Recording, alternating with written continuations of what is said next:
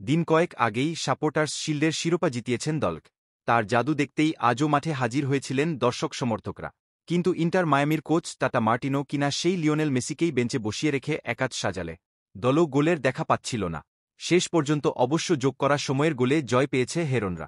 শনিবার ৫ অক্টোবর এমএলএসের খেলায় টরেন্টোকে অন্তিম সময়ের গোলে ১-০ গোলে হারিয়েছে ইন্টার মায়ামি।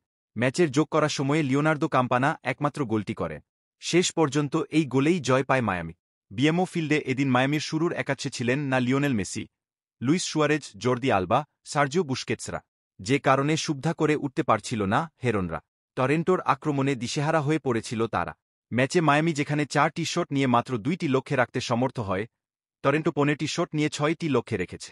গোলশূন্য প্রথমার্ধের পর দ্বিতীয়ার্ধের ৬১ মিনিটে মেসি এবং বুস্কেটস এবং ৭১ মিনিটে সুয়ারেজকে নামান মায়ামির কোচ। এরপরই খেলায় প্রভাব বিস্তার করা শুরু করে হেরনরা। কিন্তু কাঙ্ক্ষিত গোলের দেখা পাচ্ছিল না তারা।